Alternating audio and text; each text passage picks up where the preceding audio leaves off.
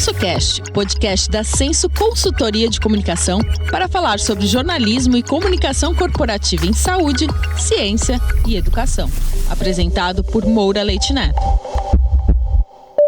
Olá, eu me chamo Moura, sou jornalista, doutor em ciências e diretor da Senso Consultoria de Comunicação. Este é o episódio 19 do SensoCast, um podcast para falarmos sobre jornalismo e comunicação corporativa de saúde, ciência e educação. O tema deste episódio é ChatGPT na comunicação e na medicina. Os nossos convidados são Márcio Carneiro dos Santos, jornalista, coordenador do Laboratório de Convergência de Mídias da Universidade Federal do Maranhão, onde é também coordenador do Programa de Mestrado em Comunicação e coordenador do Núcleo de Inteligência de Dados, além de líder do GP Tecnologia e Narrativas Digitais do CNPq. Eduardo Farina, médico residente de radiologia da Unifesp, cofundador da Dados e Saúde, pesquisador de inteligência artificial médica na DASA e membro da Sociedade Paulista de Radiologia e Diagnóstico por Imagem, ASPR. Nós, da Senso, entramos no ChatGPT e perguntamos para a ferramenta: o que é o ChatGPT? Foi então que o ChatGPT respondeu, abre aspas, o ChatGPT é um modelo de linguagem desenvolvido pela OpenAI baseado na arquitetura GPT 3.5. Ele é projetado para gerar texto humano-like em resposta a uma variedade de entradas de texto. O nome GPT significa Generative Pre-trained Transformer, o que se refere à sua capacidade de gerar texto de maneira natural e coerente após ter sido pré-treinado em grandes quantidades de texto na internet. O ChatGPT pode ser usado em uma variedade de aplicações, incluindo chatbots, assistentes virtuais, geração de texto, tradução automática, respostas a perguntas e muito mais. Ele é capaz de entender e gerar texto em diversos idiomas e pode ser afinado para tarefas específicas. O modelo é alimentado com uma entrada de texto e gera uma resposta com base no contexto e na informação presente na entrada. Ele pode ser usado em uma variedade de cenários para automatizar tarefas que envolvem processamento de linguagem natural e geração de texto coerente. Fecha aspas. A primeira entrevista do SensoCast 19 é com o jornalista, pesquisador e professor de comunicação Márcio Carneiro dos Santos. Márcio, obrigado por sua participação no SensoCast 19. O ChatGPT veio para ser um amigo ou vilão da comunicação? Bom, Moura, obrigado em primeiro lugar pelo convite, tá? Toda tecnologia, eu acredito muito nisso, né?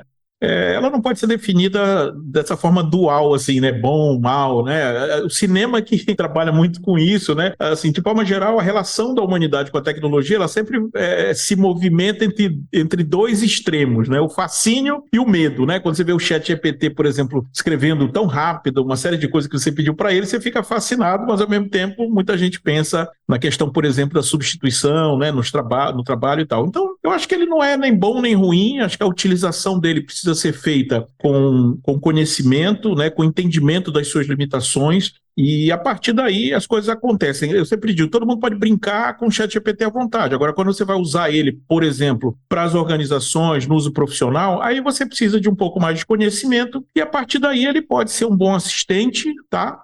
Te dando o que ele pode te dar, que são ganhos de produtividade, e ao mesmo tempo você vai ter que entender que ele tem limitações, né, com alucinação, com a base de dados onde ele busca as suas respostas, né, enfim, uma série de características desse tipo de tecnologia, né, que às vezes as pessoas não conhecem, né, não entendem, por exemplo, dessas limitações. Então, o uso, né, vai depender basicamente de um entendimento maior. É uma ferramenta nova, é uma tecnologia nova, e com o tempo as pessoas acho que vão entender melhor como fazer, né? E aí, se ele vai ser bom ou ruim, aí vai depender muito da utilização do cenário e do que vai ser feito com ele. O que é inteligência artificial generativa e quais experimentos o seu grupo de pesquisa já realizou? Bom, é importante saber, né, que se você está ouvindo, né, você que está nos ouvindo, Inteligência artificial, apesar de repente pode ser novidade, né, para os nossos ouvintes, mas assim, é uma área de conhecimento com décadas de desenvolvimento, né, um grande guarda-chuva de várias sub-áreas, tá? Algumas, de repente, que as pessoas já ouviram falar mais, como machine learning, né, o aprendizado de máquina, né, redes neurais, visão computacional, processamento de linguagem natural, são várias sub-áreas que já têm, né, muito tempo de desenvolvimento. A IAG, a inteligência artificial generativa, essa sim é uma sub-área mais recente, mas que é construída a partir, né, do conhecimento, né, e do desenvolvimento dessas outras sub-áreas, né, anteriores, tá? Então, eu, no livro que eu escrevi com o ChatGPT, né, eu coloco lá uma definição mais ou menos assim, que é a sub-área da inteligência artificial que procura simular a própria criatividade humana, né, gerando textos, imagens, código, enfim, né, é um tipo de processamento, né, que nos aproxima da criatividade, da linguagem, né? Por isso ela tem uma aplicação muito geral, né? E por isso talvez o sucesso, ou seja, a rápida escala de adoção que soluções como o ChatGPT e outras têm conseguido, né? Mas é isso, né? É uma sub-área, né, que vai focar nessa geração de coisas teoricamente novas, né, mas que são construídas a partir de grandes bases anteriores de documentos, né? Por exemplo, o ChatGPT escrever texto, né, ele tem uma base de treinamento de, sei lá, 170 bilhões de arquivos e tal, extraídos na internet. Para o Midjourney gerar uma imagem, também tem uma base monstruosa de imagens de referência, né? E em cima dessas bases, os algoritmos da IAG fazem uma espécie de liquidificada, né, uma misturada, juntando o que você pede e o que eles têm na base deles, né, e gerando coisas teoricamente, né, novas e tal, por isso o nome generativa. E, Márcio, quais devem ser os cuidados ao se utilizar o ChatGPT no jornalismo? Bom, eu sempre digo nas minhas palestras e oficinas, né, eu treino profissionais para uso de IAG no geral, que assim, se você está numa área onde a qualidade da informação é crítica, no caso, jornalismo, ensino, pesquisa, ciência, tá? Você tem que usar com muito cuidado, né, ferramentas do tipo ChatGPT. Porque assim, as pessoas acabam não olhando, mas isso está lá desde o início. Se você abrir a interface do ChatGPT, embaixo do campo que tem o input, ou seja, para você digitar o seu prompt, o que você quer, tem uma frase lá que é fundamental. Ela diz assim: ChatGPT pode gerar informação imprecisa sobre locais, pessoas, etc, etc. Então, assim, a forma como essas ferramentas trabalham, né, não subentende, né, e em lugar nenhum da documentação da OpenAI, do ChatGPT, está escrito que ele gera texto preciso, checado, verificado. Ele gera texto, ele é um motorzinho de gerar texto. Ninguém disse, em momento algum, né, que ele vai gerar texto preciso e tal. Então, para o jornalismo, por exemplo, onde você tem que trabalhar com dados, ou, por exemplo, um pesquisador que, de repente, vai usar o ChatGPT para fazer um levantamento de referencial bibliográfico, tem que ter muito cuidado, porque a forma como ele gera as coisas, né, que é usando modelos probabilísticos, usando estatística, ela implica sempre numa margem de imprecisão. E isso as pessoas não entendem. Então eu vejo, por exemplo, colegas da academia, jornalistas fazendo grande bafafá, o ChatGPT errou, o ChatGPT não foi preciso. Ninguém disse em momento algum que ele ia ser preciso. Então, assim, é uma falta de conhecimento dessa pessoa, né? Questionar esse tipo de coisa, porque a proposta não é essa, a proposta é gerar texto. Se você vai trabalhar com, sei lá, com criatividade, com prototipação, com ficção, ele vai ser o seu melhor amigo. Se você vai trabalhar em áreas onde a qualidade da informação é delicada, é precisa, ele pode ser um bom assistente desde que você saiba quais são as limitações dele e não espere que ele vai acertar em tudo, que ele não vai. Ele vai te mandar um erro e eu sempre digo para os meus alunos, se você não sabe escrever, não é o ChatGPT que vai salvar a sua vida. Pelo contrário, ele vai te afundar mais rápido, porque ele vai mandar uma coisa errada, você não sabe escrever, vai deixar passar e vai passar vergonha dobrada, né? Primeiro, porque errou. Segundo, porque usou o ChatGPT, colou, pescou, sei lá, e não avisou que era ele, né? E vai assumir, né, o erro dele como se fosse para você. Então, tem que ter cuidado e tem que conhecer a ferramenta e a sua utilização. Márcio, como o ChatGPT pode ser um aliado e não uma muleta na construção, por exemplo, de roteiros de podcasts e documentários, construção de livros e reportagem? Exato, perfeito. Veja bem, eu sempre falo, né, nas oficinas assim, 3 regras básicas. 1, ele é um excelente assistente. 2, como assistente, você não confia nele 100%. Ninguém confia 100%, né? Você não vai deixar passar no ar, por exemplo, né, uma coisa que seu assistente fez sem você, que é o dono do programa, né, revisar, né? Então, assim, e terceiro, que é essa coisa que eu acabei de explicar, ele não faz as coisas do jeito que você pensa que ele faz, ele não é um humano, ele faz como uma máquina, né, e com essas limitações. Sabendo disso, você vai poder operar melhor com ele. Uma outra coisa que as pessoas não entendem é que, assim, é necessário para operar profissionalmente com essas soluções de um nível de conhecimento, né? Por exemplo, é o que a gente chama hoje de prompt design ou prompt engineering. São técnicas para que você tenha resultados mais assertivos nessas ferramentas, porque no YouTube está cheio de gente dizendo assim que é fácil ganhar dinheiro com o ChatGPT, que está fazendo isso, está vendendo roteiro e tal, não sei o quê. O que as pessoas não percebem é que a qualidade do prompt inicial gera a qualidade da saída que ele vai entregar para você.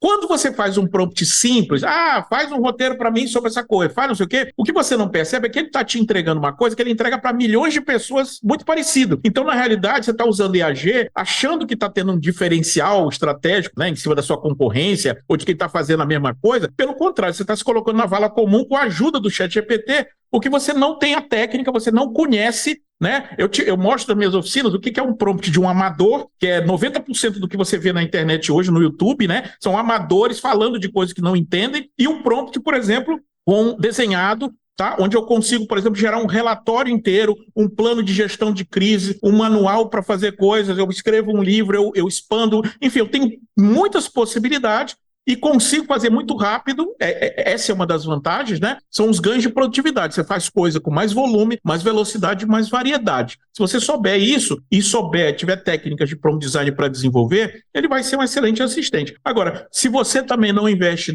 nesse tipo de formação, você vai ter a vala comum, ou seja, o que ele vai te entregar é o de vamos dizer assim, de um assistente meia boca, né, que copia e cola mais do que gera coisas realmente criativas, porque ele vai te entregar coisas muito parecidas, né, com o que ele faz para muita gente. Então, a qualidade do prompt, a estrutura do prompt, ela gera também a qualidade do resultado, que aí sim pode te gerar diferenciais.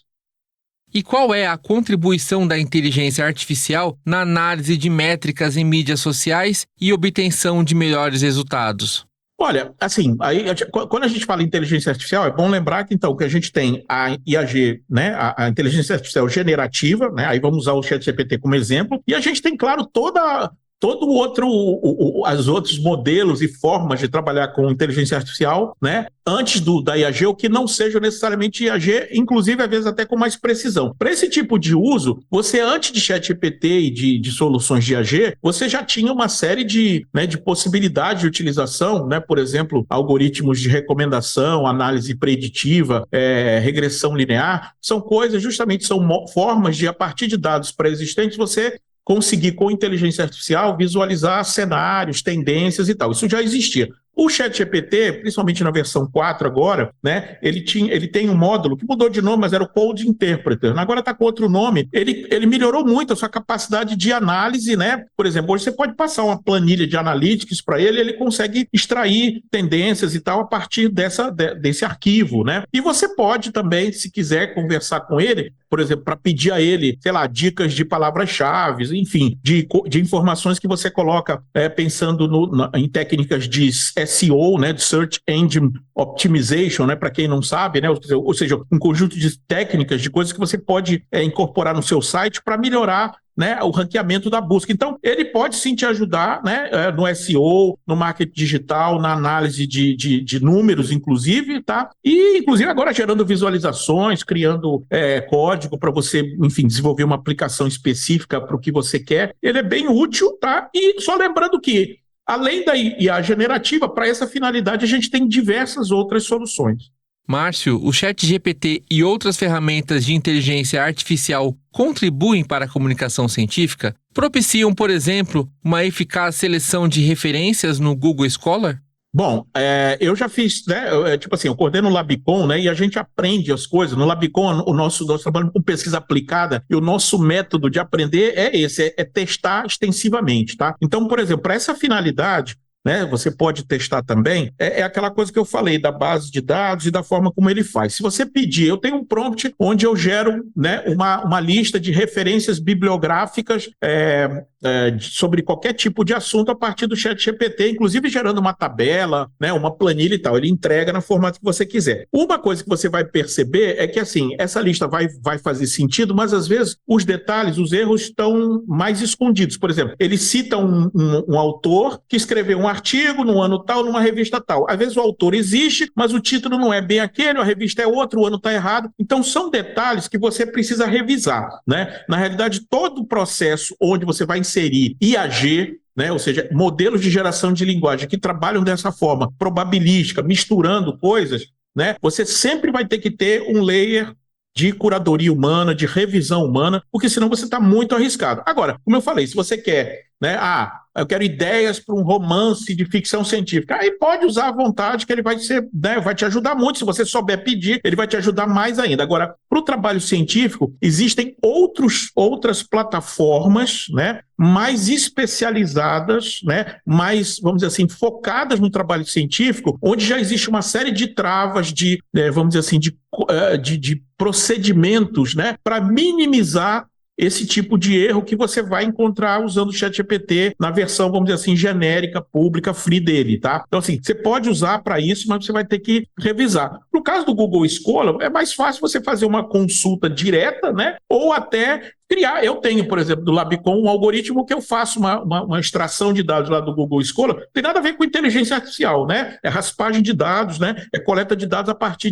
de sites da web. E é muito mais eficiente do que você se arriscar com o ChatGPT, porque ele pode inventar coisa e você pode não perceber. E o que nós entendemos hoje sobre fazer jornalismo de ciência, divulgação científica e comunicação de ciência pode mudar nos próximos anos por conta da inteligência artificial? Acho que sim, porque assim, como eu falei, o ChatGPT ele não é muito bom, pelo menos por enquanto, né? É importante ressaltar isso. Não sei quando é que as pessoas vão estar ouvindo esse programa, né? Ele fica disponível online, né? É bom lembrar que a gente está gravando isso no dia 3 de novembro de 1923. De repente a pessoa está escutando daqui a um ano, o cenário pode ser completamente outro, porque essa é uma área que evolui muito rápido. Mas assim, no geral, né? O que ferramentas como o ChatGPT são boas de fazer? Eles são boas de reconfigurar texto. Então eu posso, por exemplo, pedir para ele dar um tom mais jornalístico, ou dar um tom mais acadêmico, ou revisar alguma coisa, ou inserir pontos, estilos, enfim, reconfigurar coisas a partir de dados que você oferece para ele, né? Por isso que o prompt design é importante, porque é uma forma de você inserir os dados com os quais ele vai operar e não ele pegar lá na base dele. Essa é uma técnica importante, tá? Então, ele pode te ajudar muito. Por exemplo, né, eu faço palestra para jornalistas, fiz recentemente, há um tempo atrás, uma palestra para a redação do UOL. Eu fiz uma demonstração lá para eles, né, que o ChatGPT é uma implementação do modelo GPT. O modelo GPT é o modelo que gera texto, é o motorzinho de texto. Eu posso botar esse modelo em outras coisas. Então, eu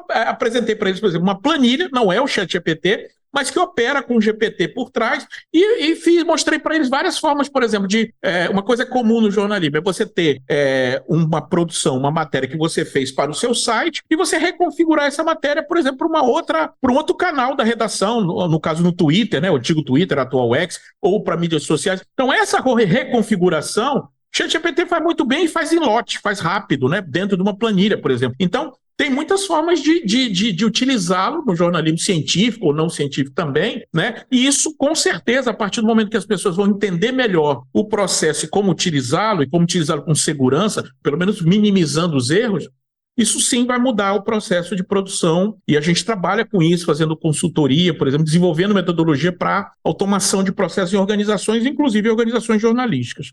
Márcio, muito obrigado por sua participação no episódio 19 do SensoCast. Algo mais que você gostaria de acrescentar?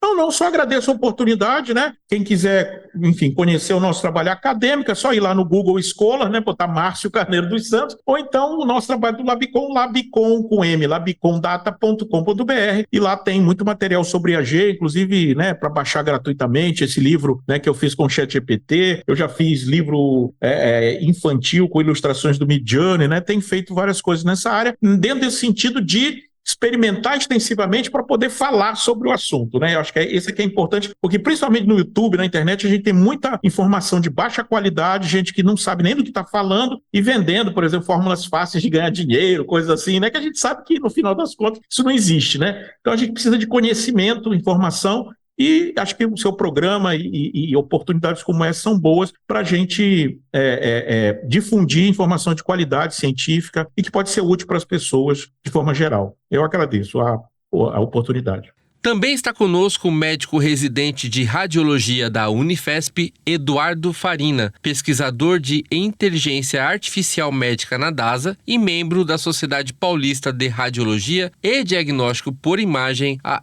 SPR. Eduardo, muito obrigado por estar conosco no episódio 19 do SensoCast. 3 anos atrás, você assinou um artigo no portal Medicina SA com o título Inteligência Artificial na Saúde, onde estamos? Você começa esse texto destacando que desde 1985 já existiam conferências médicas sobre inteligência artificial, mas que esse assunto se tornou hype agora. Você pode falar sobre esse artigo e o que, na sua visão, agora, 2023, o que evoluiu nesses 3 anos? Primeiro, muito obrigado pelo convite. Prazer estar aqui falando sobre um tema que eu gosto bastante. Assim, eu acho que em 2023... mudou muita coisa, né? Assim, até da minha visão de quando eu escrevi esse artigo há 3 anos atrás. Como eu falo no artigo, né, já existe inteligência artificial na saúde, pessoas falando sobre isso há muito tempo. Só que, dando uma linha do tempo, assim, uma cronologia, um marco importante foi em 2012, quando surgiu a AlexNet. A AlexNet, ela foi a primeira rede neural a superar humanos em classificar imagens, né? Não médicas, mas classificar imagens. Isso se deu por conta de avanços tecnológicos também. As placas de vídeo, então a gente tinha mais poder computacional para treinar algoritmos que poderiam superar humanos. Então, 2012 foi um marco muito grande. Desde antes, as redes neurais são descritas, talvez a primeira em 1950, não lembro agora. Mas a gente não tinha computador que pudesse treinar essas operações matemáticas que classificam as imagens, textos, como a gente vê hoje.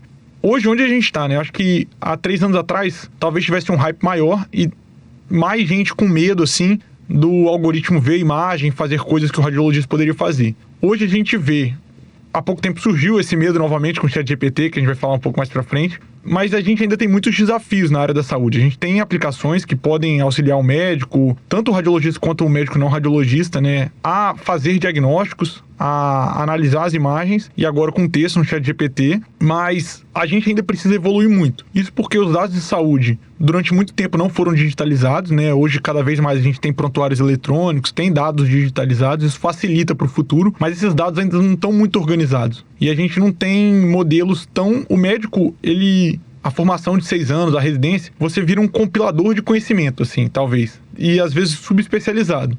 É difícil acreditar que hoje, no momento, a gente tenha um computador fazendo todas as tarefas que um médico faz durante um atendimento, tratamento, né? Então, eu sou otimista, ainda mais com esses novos modelos de linguagem, né? Que tem uma capacidade enorme de armazenar informações, tipo o ChatGPT, que é o mais conhecido, mas tem outros concorrentes, né? O Bard, do Google, que tem até a linha de medicina que chama MedPalm. O modelo por trás do Bard é o Palm.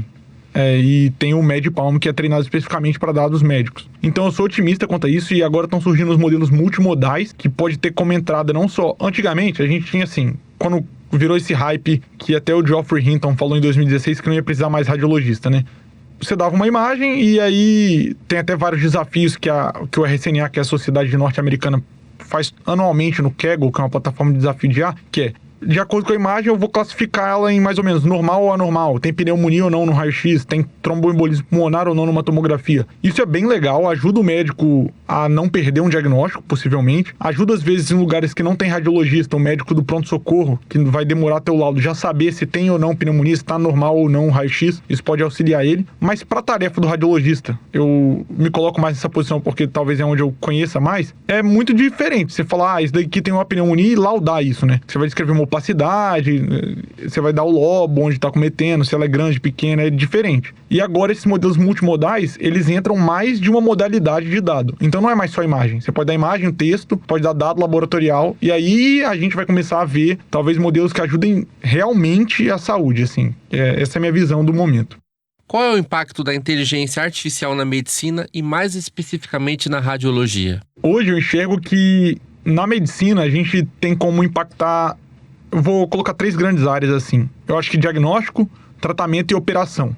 Operação talvez seja mais fácil de impactar por ser menos regulada e terem dados mais organizados. Então, por exemplo, eu tenho um banco de dados com todos os medicamentos que um hospital tem e eu preciso prever demanda de uso de medicamento. Então, eu posso tentar criar um modelo que vai predizer meu estoque. Isso é mais viável, porque esses dados já são compilados, tabulados. Então, fica mais fácil de você treinar uma rede para isso ou um outro modelo qualquer que tenha essa capacidade de fazer previsão, né? Forecasting de quantos medicamentos ou, por exemplo, leitos utilizados. Para diagnóstico, é isso. A gente tem, basicamente, pensando em imagem, né? A gente tem na radiologia aplicações que hoje já acontecem, que não é muito bem diagnóstico, mas por exemplo, raio-x para idade óssea. Todo mundo, quando é criança, ou a gente ouve muito falar, tem que fazer o raio-x da mão e do punho para ver se ainda vai crescer a criança. Porque ali a gente tem informações sobre a maturação do esqueleto ósseo. Se a criança é muito nova e o esqueleto já está muito maduro, essa criança talvez não cresça muito ainda e tenha que fazer intervenções de tratamento com endocrinologista, pediátrico ali, com pediatra. E hoje a gente já tem na DASA, tem até artigo fora mostrando que um algoritmo de IA que que vê a imagem da idade óssea, ele melhora a reproducibilidade entre médicos. Então, a gente tende a concordar mais se a gente tiver o apoio do algoritmo, eu e outro médico, vendo o mesmo exame, e diminui o tempo de laudo, né? Esse artigo foi até um ensaio clínico randomizado, que é a maior evidência que a gente tem em saúde, que mostrou que caiu o tempo de laudo disso de mais ou menos 3 minutos para 2 minutos. É porque é um exame bem simples mesmo. Mas, então, essas aplicações já são possíveis. Quando a gente vai para técnicas de imagem mais complexas, tomografia e ressonância, isso vai ficar mais difícil, mas a gente já tem algoritmos que ajudam, por exemplo, volumetria do crânio, que ele segmenta, pinta ali uma lesão, por exemplo, a pessoa tem um tumor cerebral e está em tratamento, pinta essa lesão e calcula o volume dela. Muitas vezes, se colocar 5 radiologias diferentes para medir ela e estimar o volume dessa lesão, eles vão dar 5 medidas diferentes, porque tem a variabilidade ali entre pessoas. Se você tem uma coisa automatizada, a gente consegue ter um controle melhor se esse paciente está melhorando ou piorando. E até para diferenciar, porque quando você está fazendo uma quimioterapia ou radioterapia no crânio ou em qualquer parte do corpo, vai ficar uma área cicatricial da onde a radioterapia bateu que você vai ficar na dúvida, é câncer ou não é? Essa área que eu estou vendo diferente. A IA tem esse potencial de ajudar. E por último, tratamento, que aí é mais difícil ainda. Eu não conheço nenhuma aplicação rodando hoje, mas já tem artigos mostrando, assim, para otimizar ventilador. No Covid, muita gente ouve falar de ventilação mecânica, né? E a gente tem um artigo que mostra que algoritmos fariam, até do pessoal do MIT, fariam mudanças nos parâmetros do ventilador mecânico muito mais vezes do que ser humano faz, tentando otimizar para que aquele paciente tenha uma melhora clínica mais rápida. Assim, o quanto isso é viável para ser colocado em prática hoje é muito difícil dizer, eu não conheço. Mas isso já é uma coisa mais possível, assim. E até, recentemente eu vi, tem startups agora usando esses modelos de linguagem, modelos de IA, para tentar estimular pessoas com demência, com algum tipo de demência, a fazer estímulos para que tenham um declínio cognitivo mais lento do que teria com o curso natural da doença, né? Podemos afirmar que com a evolução da inteligência artificial, ela não vai substituir o médico radiologista, mas vai mudar, de repente, a maneira de se exercer a radiologia? Com certeza, sim. Essa é a minha visão, pelo menos nos próximos... A gente, quando fala de tecnologia, não pode fazer promessas de 100, 200 anos, né? Mas eu acho que nos próximos 50 anos, eu vou colocar assim. A gente teve até um painel sobre isso no Colégio Brasileiro de Radiologia, umas 2 semanas atrás, que a gente discutiu a radiologia do futuro. E a opinião, assim, do consenso foi que não vai tomar o lugar do radiologista. A tarefa do radiologista ela é muito complexa, porque desde colhendo os dados clínicos que vem no pedido médico, olhando a imagem, muitas vezes a mesma imagem com padrões, dependendo da clínica, eu mudo minha opinião. Então você é um compilador de informações, como eu falei, você pega muitas informações para dar um output, aquela informação que você gostaria. E eu acho que vai mudar o workflow como já tem mudado. Por exemplo, eu trabalho... Isso não acontece hoje, mas eu gostaria que a IA fizesse isso e ela já é capaz. Mas eu trabalho no hospital, o paciente faz uma tomografia e eu quero saber a história dele. Em vez de eu olhar todo o prontuário ali, rolar por várias páginas que às vezes pode ter, se eu tiver uma IA que sumariza isso pra mim, o paciente, ele deu entrada aqui com tosse, febre, há 4 dias, não vem apresentando melhora clínica, já resumido. Então ele vai me dar uma história completa ali e que às vezes eu posso perguntar, eu tô no meio do exame, tenho uma dúvida, eu quero perguntar sobre esse prontuário. Esse paciente já tomou tal antibiótico? Ele já fez algum procedimento? E aí, em vez de eu ficar procurando isso manualmente, isso já vai... A IA vai procurar para mim no prontuário e me retornar. São essas mudanças que eu acredito, essas mudanças de fluxo. E até, como eu disse, esses modelos de volumetria. Muitas vezes o paciente vai fazer uma ressonância de crânio para demência, isso já acontece, inclusive na DASA, vai fazer uma ressonância de crânio para investigar por que tem uma demência, e lá tem algoritmos que segmentam mais de 100 partes distintas do crânio, do encéfalo, né, do parênquima cerebral, e aí falar, tem uma atrofia de tal giro específico. Os giros são partes do cérebro que estão relacionadas a diferentes funções. E aí você consegue estreitar muito o diagnóstico diferencial entre os tipos de demência. Então, que às vezes o radiologista procurando essa atrofia pequenininha do giro, vai perder, não vai ver, ou vai gastar um tempo absurdo, enquanto a IA pode fazer isso muito mais rápido. Mas ainda assim o radiologista vai ter que ver o exame, vai ter que concordar com o que a IA disse, vai ter que relatar isso de uma forma que seja entendível para o médico, sabe? Para o público que está nos ouvindo, que de repente não é especializado, ou seja, um público não especializado em radiologia, o que é o diagnóstico diferencial? E onde entra a inteligência artificial hoje, na aplicação? Há doenças hoje que a inteligência artificial já é quase que indispensável para esse diagnóstico diferencial? Hoje, respondendo a última pergunta, né, de trás para frente, hoje eu não sei de nenhuma doença que a inteligência artificial é indispensável para o diagnóstico radiológico, né? Claro que ela pode ajudar, né, como dessas diferentes maneiras, mas explicando o que é o diagnóstico diferencial. A pessoa pode dar entrada num pronto-socorro com cefaleia. Então, cefaleia tem múltiplos diagnósticos diferenciais. A cefaleia é um diagnóstico, mas ela pode ser causada por um tumor cerebral, ela pode ser causada por uma trombose venosa, pode ser causada por uma hemorragia intracraniana. E aí, a inteligência artificial, eu dei exemplos aqui que o radiologista olhando consegue diferenciar. No caso da demência, que foi o meu primeiro exemplo, é um pouco mais difícil, porque existem diferentes tipos de demência, né? As pessoas conhecem as mais comuns, Alzheimer, uma demência vascular, talvez, mas tem umas que nem eu não sou especialista nessa área de neuro, mas que vão atrofiar partes específicas do cérebro. E às vezes você olhando, você não consegue ver essas atrofias muito pequenas, muito segmentares, e a IA consegue auxiliar o radiologista em enxergar isso de uma maneira muito mais rápida e até quantificar, porque às vezes fica uma análise subjetiva. Eu olho e falo, acho que tá mais fino aqui, então tá mais atrofiado, menor. E às vezes meu colega olha e fala, não acho não, acho que pode ser só desse paciente mesmo. Se eu tenho uma quantificação feita pela IA, eu tenho mais certeza, eu sou mais reprodutível também. As pessoas tendem a concordar mais. Eu acho que a IA entra muito nesse ponto dentro da saúde. Muito se fala em algoritmo. O que é o desenvolvimento de um algoritmo e como que ele é aplicado na radiologia?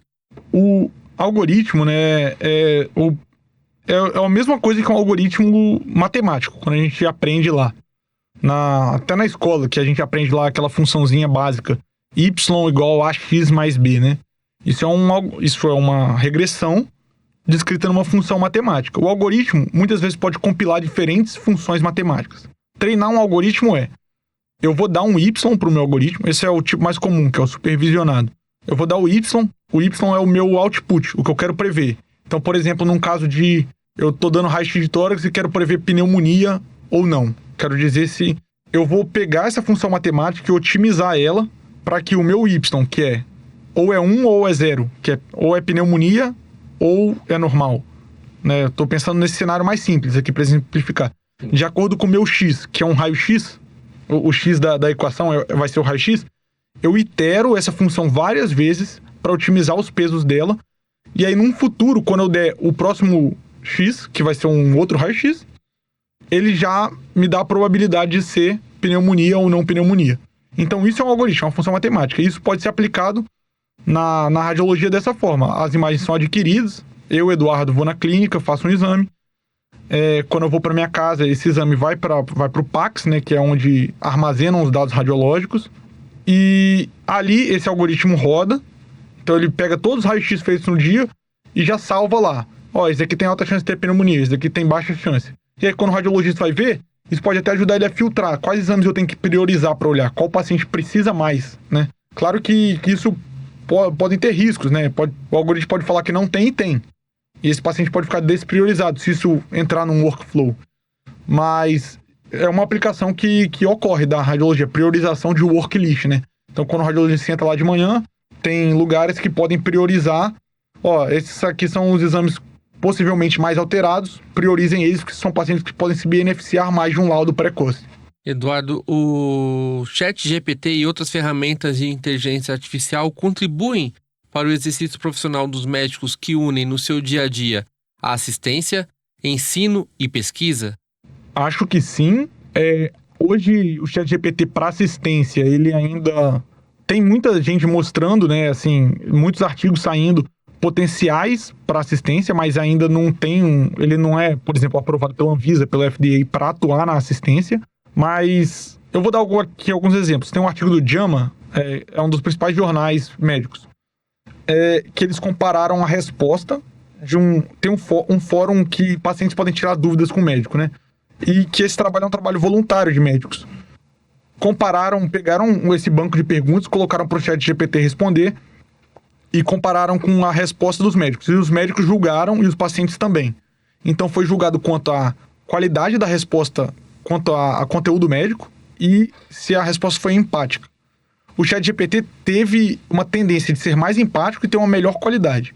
Isso, assim, muita gente pode ficar assustado, mas tem que pensar que também é um médico que está chegando à noite em casa, cansado do trabalho, respondendo um fórum. Ele não vai ser tão empático igual ele pode ser no consultório dele.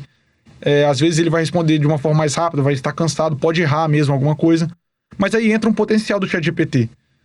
Em vez desse médico ter que responder, editar todas as respostas, por que ele já não pode ter as respostas do ChatGPT? Ele aprova ou desaprova aquela resposta, ou só edita alguma coisa.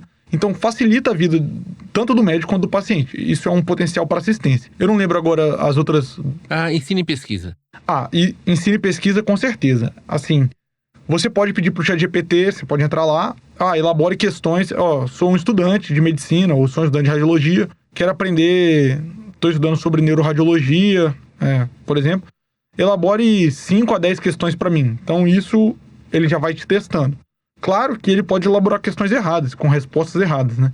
Mas isso são potenciais de aplicação. Ou, por exemplo, tem plugins que deixam você fornecer PDFs, por exemplo, para o ChatGPT. Então, eu forneço um PDF e falo, faça 5 perguntas para mim sobre este artigo. Então, tem a ver com o ensino.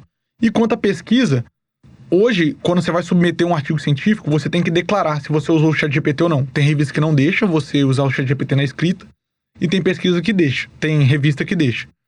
Mas tem até um artigo que foi publicado na Radiology, que ele é um artigo falando como usar o ChatGPT para otimizar a escrita de artigos científicos, e o artigo foi escrito usando o ChatGPT. Então, assim, é bem bacana. E falando que o futuro da escrita médica vai passar muito por isso. Eu vejo, assim, eu tô numa instituição acadêmica, que é a Unifesp, né? A Escola Paulista de Medicina, e lá a gente quer publicar. E muitas vezes, apesar, eu considero que eu falo inglês bem, morei 1 ano nos Estados Unidos, mas eu considero que agora com o ChatGPT, a capacidade de escrever e soar mais nativo, ter uma linguagem mais apropriada, facilita bastante. Isso eu não tô falando que ele tá fazendo o meu trabalho. O trabalho da pesquisa eu fiz.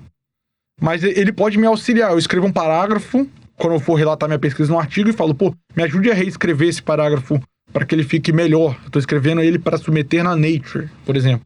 E aí ele vai me dar um parágrafo melhor escrito, provavelmente, do que eu escrevi. E aí eu posso fazer modificações em cima disso. Então eu acho que para pesquisa tem muita aplicação também. E é importante esse trabalho de edição, né? Você não se ater a apenas ao que a ferramenta disponibilizou para o pesquisador, né? Isso, com certeza. Até porque tem a questão de plagiarismo, né? Você não pode... Essas ferramentas, todos esses modelos de linguagem foram treinados em bancos de dados... Que já existem. Informações que já existem. Isso, informações que estão na internet. Então, esses modelos, eles predizem o próximo token, né? A próxima palavra, de acordo com as palavras anteriores. Então ele vai replicar o que ele teve no banco de dados dele, né? Então a gente tem que tomar cuidado para não ter plagiarismo quanto a isso. E no geral, falando de inteligência artificial como um todo, Quais são os benefícios e os perigos do uso de aplicativos e outras soluções de inteligência artificial pelos pacientes? Até que ponto pode ser benéfico esse empoderamento tecnológico, mas também os riscos? A gente já teve algumas discussões dessa com colegas lá, que é um tema bem polêmico e interessante, né?